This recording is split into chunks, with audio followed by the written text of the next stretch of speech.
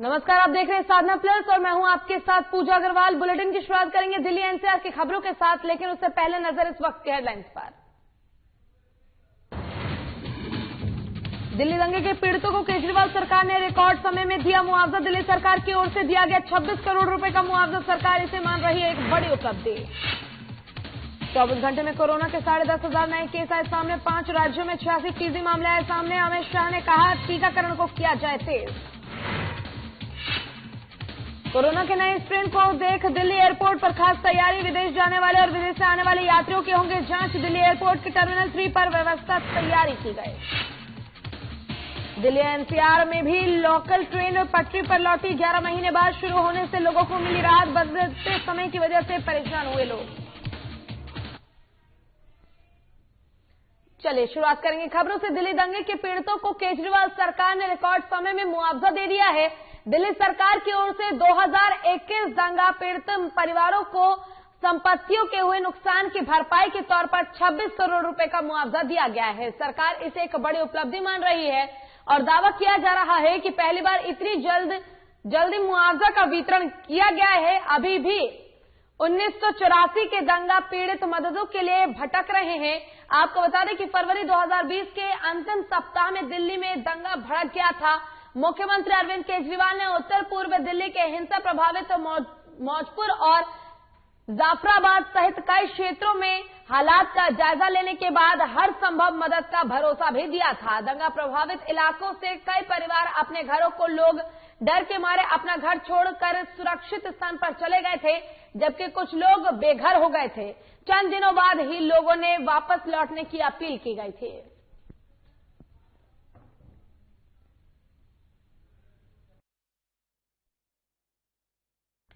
दिल्ली दंगे के पीड़ितों को केजरीवाल सरकार ने रिकॉर्ड समय में मुआवजा दे दिया है। आपको बता दें कि दिल्ली सरकार इसे अपनी एक बड़ी उपलब्धि मान रहा है। ऐसे में दिल्ली दंगे के दौरान जो प्रभावित हुए थे उन सभी को मुआवजा दे दिया गया है और आपको बता दें कि इसकी भरपाई के तौर पर 26 करोड़ रुपए का मुआवजा दिया गया है।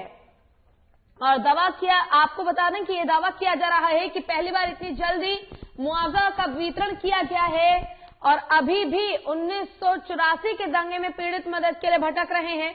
आपको बता दें कि फरवरी 2020 के अंतिम सप्ताह में दिल्ली में दंगा भड़क गया था।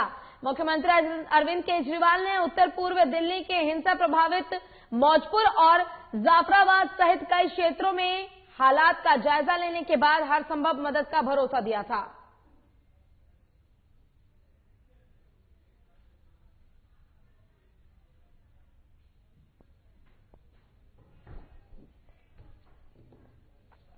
दिल्ली दंगे के दौरान जो भी लोग प्रभावित हुए थे सभी पीड़ितों को दिल्ली की सरकार की ओर से मुआवजा दे दिया गया है और 26 करोड़ रुपए का मुआवजा ये दिया गया है। सरकार इसे एक बड़ी उपलब्धि मान रहा है और दावा किया जा रहा है कि पहली बार इतनी जल्दी मुआवजे का वितरण किया गया है, वरना अब तक 1984 के दंगे में पीड़ित लोग मदद के लिए भटक रहे हैं। आपको बता दें कि 2020 में दिल्ली दंगे के दौरान कई लोग प्रभावित हुए थे, कई लोग अपना घर छोड़ सुरक्षित स्थान पर चले गए थे। ऐसे में दिल्ली सरकार ने उन लोगों से अपील की है कि वो वापस अपने घर को लौट जाएं और ऐसे में पीड़ित लोगों को बता दें कि मुआवजे का वितरण कर दिया गया है।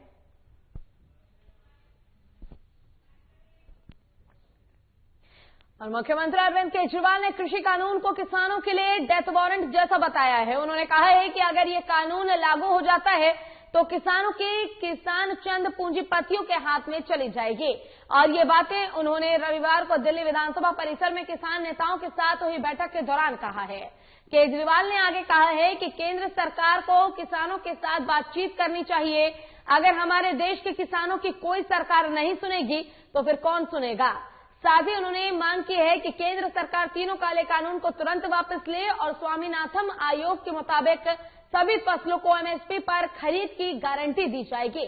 वहीं किसानों के साथ बैठक के बाद सीएम केजरीवाल ने मीडिया से बातचीत करते हुए कहा कि पश्चिम उत्तर प्रदेश से कई किसान नेता तीनों काले कानून के ऊपर चर्चा करने आए थे। तीनों कानून के बारे में काफी विस्तार से चर्चा हुई। साथ ही उन्होंने कहा कि बीजेपी और केंद्र सरकार बार बार ये भी कह रही है कि इन कानून से किसानों को फायदा होगा, लेकिन अभी तक वो एक भी फायदे जनता को बताने में नाकाम रहे हैं। और तीनों काले कानून एक तरह से किसानों के लिए डेथ वारंट है।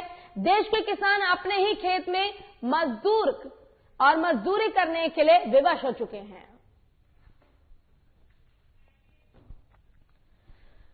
मुख्यमंत्री अरविंद केजरीवाल ने कृषि कानून को किसानों के लिए डेथ वारंट बताया है। उन्होंने कहा है कि अगर ये काला कानून लागू होता है तो किसानों की किसानी चंद पूंजीपतियों के हाथ में चली जाएगी। और ये बात उन्होंने रविवार को दिल्ली विधानसभा परिसर में किसान नेताओं के साथ हुई बैठक के दौरान कहा। केजरीवाल ने आगे कहा कि केंद्र सरकार को किसानों के साथ बातचीत करनी चाहिए। अगर हमारे देश के किसानों की कोई सरकार नहीं सुनेगा तो फिर किसकी सुनेगा। साथ ही उन्होंने मांग की है कि केंद्र सरकार तीनों काले कानून को तुरंत वापस ले और स्वामीनाथन आयोग के मुताबिक सभी फसलों को एमएसपी पर खरीद की गारंटी दे। वहीं किसानों के साथ बैठक के बाद सीएम केजरीवाल ने मीडिया से बातचीत करते हुए कहा कि पश्चिम उत्तर प्रदेश से कई किसान नेता तीनों काले कानून के ऊपर चर्चा करने आए थे। तीनों काले कानून के बारे में काफी विस्तार से चर्चा हुई है। साथ ही उन्होंने कहा कि बीजेपी और केंद्र सरकार बार बार ये कह रही है कि इन कानून से किसानों को फायदा होगा, लेकिन अभी तक वो एक भी फायदे जनता को गिनाने में विफल है। और ऐसे में तीनों काले कानून एक तरफ से किसानों के लिए डेथ वारंट जैसा ही है। देश के किसान अपने ही खेत में मजदूरी करने के लिए विवश हो जाएंगे। और केजरीवाल सरकार ने इलेक्ट्रिकल गाड़ियों को लेकर बड़ा ऐलान किया है। आपको बता दें कि दिल्ली के 100 जगहों पर जल्द ही 500 और चार्जिंग पॉइंट शुरू कर दिया जाएगा। वहीं दिल्ली के परिवहन मंत्री कैलाश गहलोत ने कहा है कि इलेक्ट्रिक वाहनों की चार्जिंग को लेकर लोगों की आशंकाओं को दूर करने के लिए काम करना शुरू कर दिया गया है। और दिल्ली में पहले से ही 70 से ज्यादा सार्वजनिक ई व्हीकल चार्जिंग स्टेशन चालू हैं। साथ ही सरकार अगले कुछ महीनों में और ईवी चार्जिंग स्टेशन स्थापित करने को लेकर जोरों शोरों से काम कर रही है। सरकार की कोशिश है कि अगले 2 सालों में हर 1 किलोमीटर के बाद एक स्टेशन स्थापित कर दिया जाए। कैलाश गहलोत ने आगे कहा कि सरकार ने अपनी सभी कारों को इलेक्ट्रिक में बदलने की शुरुआत कर इस अभियान का नेतृत्व किया है। हम दिल्ली को प्रदूषण मुक्त बनाने के लिए प्रतिबद्ध है और ये लक्ष्य केवल लोगों के सहयोग और भागीदारी से ही हासिल किया जा सकता है। साथ ही मैं सभी 4 पहिया वाहन खरीदने वालों से आग्रह करता हूं कि वो स्वच्छ हरित इलेक्ट्रिक वाहन ही खरीदे, जिससे दिल्ली को प्रदूषण मुक्त बनाया जा सके।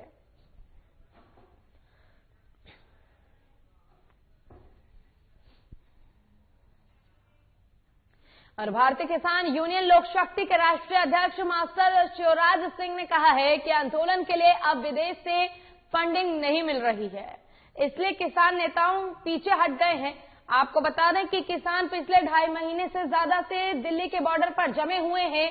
अब आपस में ही कई किसान नेताओं ने एक दूसरे पर छींटाकशी शुरू कर दी है।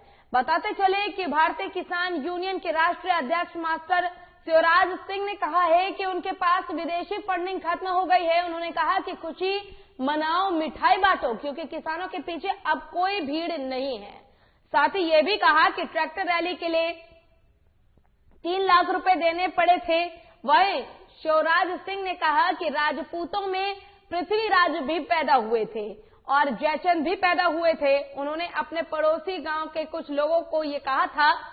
इसके बाद उधर से जवाब मिला कि मास्टर शिवराज जयचंद वाला काम कर रहे हैं और किसानों के साथ गद्दारी कर रहे हैं। ग्रेटर नोएडा के किसानों ने कहा कि राकेश टिकैत के पास इतना पैसा कहां से आया। गांव से एक और किसान नेता ने कहा कि इनके पास 20 बीघे खेत थे और आज करोड़ों की संपत्ति है। आप अपनी जांच करवाएं और राकेश टिकैत की जांच करवाएं।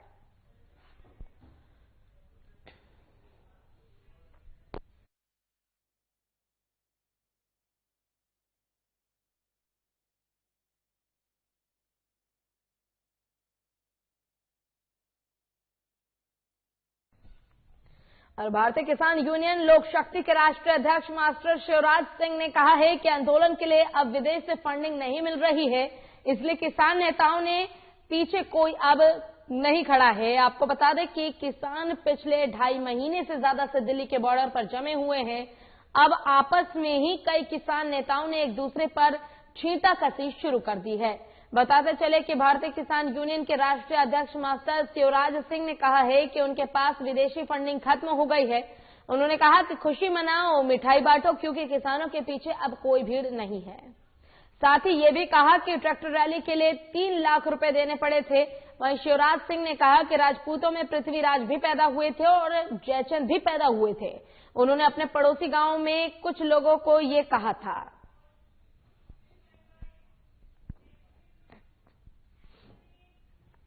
और कोरोना फिर से अपना कहर बरपाने लगा है। बीते 24 घंटे में 10.5 नए केस मिले हैं। 10,500 नए केस सामने आए हैं। और बता दें कि इसके कारण लोग काफी ज्यादा परेशान हैं। खास बात यह है कि कोरोना के 86% मामले 5 राज्यों से हैं। उधर गृह मंत्री अमित शाह ने मामले की समीक्षा करने के बाद स्वास्थ्य मंत्रियों को हिदायत दी है कि टीकाकरण के काम में तेजी लाया जाए। उनका कहना है कि जितनी जल्दी लोगों को टीका लगेगा, कोरोना मरीजों के ग्राफ में उतना कमी दिखने लगेगा।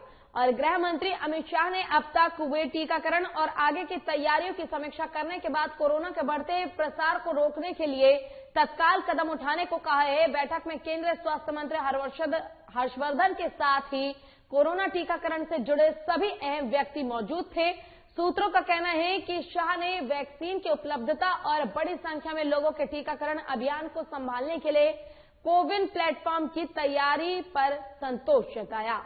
उधर एम्स के निदेशक डॉक्टर रणवीर गुलेरिया का कहना था कि शुरुआती झिझक खत्म होने के बाद टीका लगवाने वालों की संख्या में तेजी से इजाफा आया है।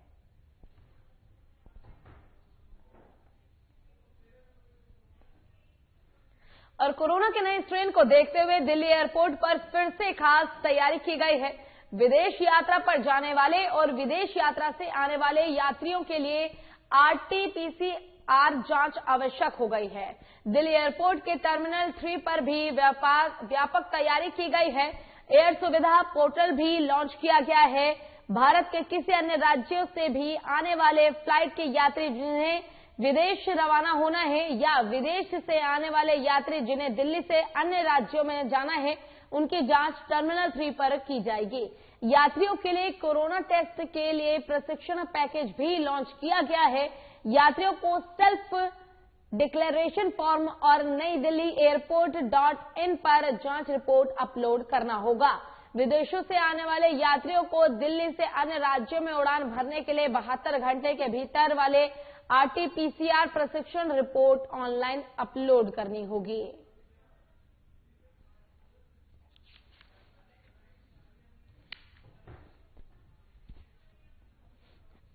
राजधानी में कोरोना टीका लगवाने वालों की संख्या अब तेजी से बढ़ गई है।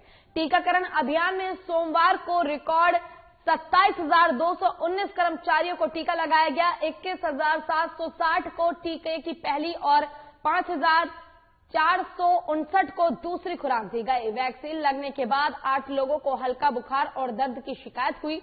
इनमें से किसी को भी अस्पताल में भर्ती करने की जरूरत नहीं पड़ी। टीकाकरण अभियान में शिक्षकों को भी वैक्सीन लगाई गई। स्वास्थ्य विभाग के मुताबिक सोमवार को कुल 306 केंद्रों पर टीकाकरण किया गया। इसमें 216 केंद्रों पर कोविडशील्ड और 90 पर कोवैक्सीन की खुराक दी गई। इस दौरान 30,600 लोगों को टीका लगाया जाना था। इनमें से 27,219 ने टीका लगवाया। निर्धारित लक्ष्य के हिसाब से 79% कर्मचारियों ने टीका लगवाया है। वहीं दूसरी खुराक लेने वालों की संख्या 60% से ज्यादा रही। राजीव गांधी अस्पताल के डॉक्टर अजीत जैन ने बताया कि सोमवार से ही शिक्षकों का भी टीकाकरण शुरू हो गया है। वहीं संख्या में शिक्षक टीका लगवाने उनके अस्पताल आए। आलम ये रहा कि 100 कर्मचारियों को कोरोना के खिलाफ टीका लगाने का लक्ष्य सुबह 11 बजे तक ही 2 घंटे में पूरा कर दिया गया। इस दौरान किसी भी कर्मचारी में दुष्प्रभाव देखने को नहीं मिला।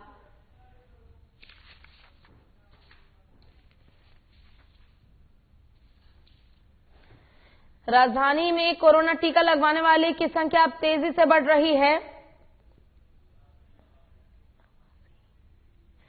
टीकाकरण अभियान में सोमवार को रिकॉर्ड 27,219 कर्मचारियों को टीका लगाया गया और 21,707 को टीके की पहली और 5,459 को दूसरी खुराक दी गई।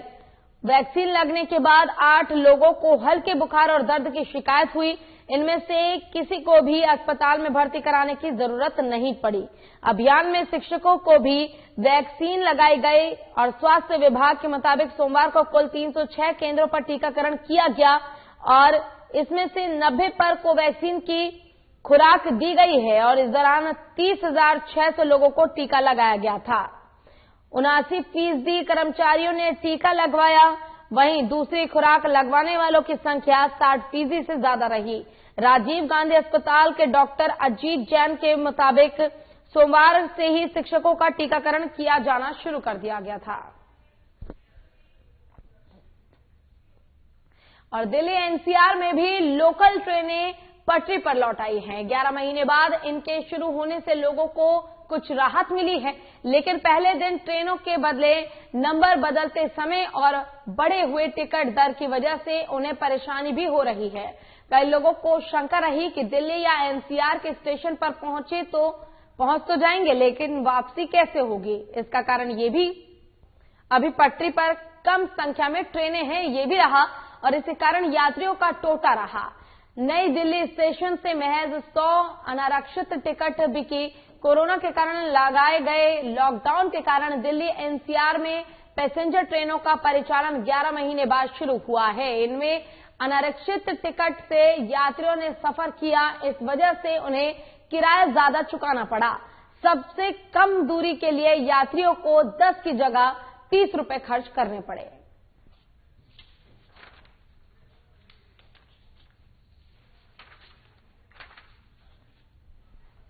दिल्ली एनसीआर में भी लोकल ट्रेन पटरी पर लौट आई है। 11 महीने बाद इन ट्रेनों की शुरुआत हुई है। आपको बता दें कि इससे लोगों को राहत मिली है, लेकिन पहले दिन ट्रेनों के बदले नंबर और बदलते समय और बढ़ते हुए टिकट दर की वजह से उन्हें परेशानियां भी हुई। कई लोगों को शंका रही कि दिल्ली या एनसीआर के स्टेशन पर वो पहुंच तो जाएंगे, लेकिन वापसी कैसे होगी।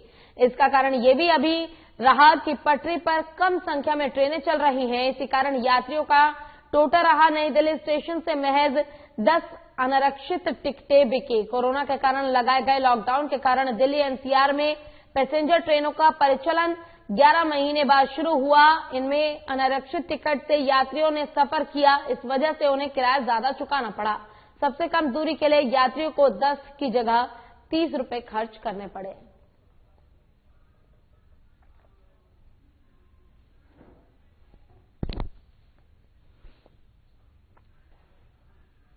और दिल्ली में कोरोना संक्रमण के मामले जैसे जैसे कमी आ रही है, वैसे वैसे लोग संक्रमण के प्रति लापरवाह भी होते जा रहे हैं। इसका सीधा असर पब्लिक ट्रांसपोर्ट पर भी नजर आने लगा है। मेट्रो में भी यात्री एक सीट छोड़कर बैठने के नियम का पालन नहीं कर रहे हैं। इसे देखते हुए दिल्ली मेट्रो ने यात्रियों को चेतावनी दी है। डीएमआरसी का कहना है कि मेट्रो में सफर के दौरान जो भी गाइडलाइन तोड़ते हुए नजर आएगा, उस पर जुर्माना लगाया जाएगा।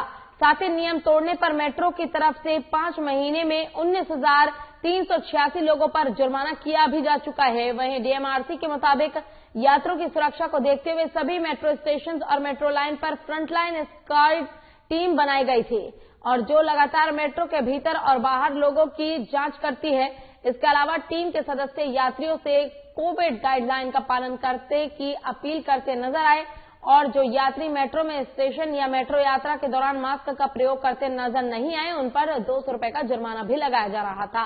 साथ ही लोगों को जागरूक करने के लिए सभी स्टेशन और मेट्रो के अंदर प्रदूषण की भी जांच की जा रही है।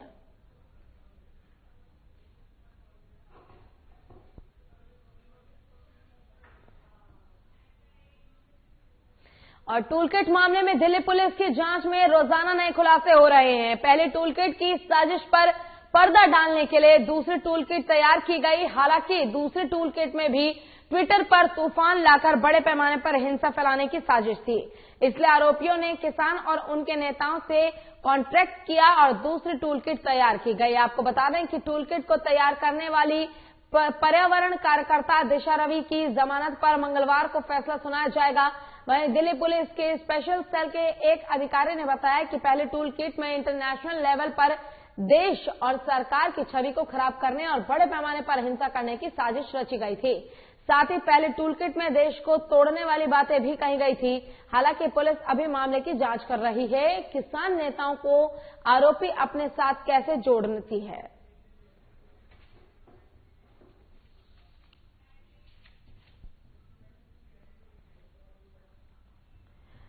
आपको बता दें कि टूलकिट मामले को लेकर लगातार खुलासे हो रहे हैं। ऐसे में स्पेशल सेल ने मामले की जांच की है और किसी बड़े दंगे को भड़काने के लिए इस टूलकिट का यूज किया जा रहा है, प्रयोग किया जा रहा है। ऐसे में जब पहला टूलकिट विफल हो गया, उसके बाद इस दूसरे टूलकिट का प्रयोग किया गया था ताकि जो दंगा है उसको भड़काया जा सके और किसी बड़ी वारदात को अंजाम देने के लिए इसका यूज किया जा रहा था। लेकिन टीम ने इसका खुलासा कर दिया है। टूलकिट मामले में सर्च अभियान जो है वो लगातार जारी है और अब इसका खुलासा हो चुका है।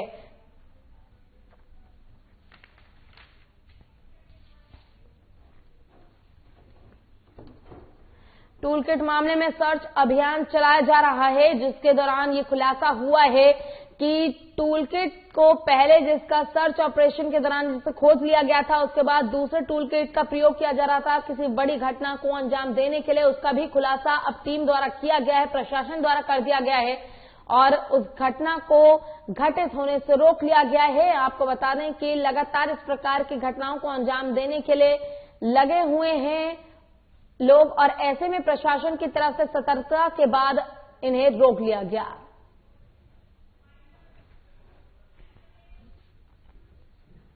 और इसी के साथ फिलहाल के लिए इस बुलेटिन में बस इतना ही। नमस्कार।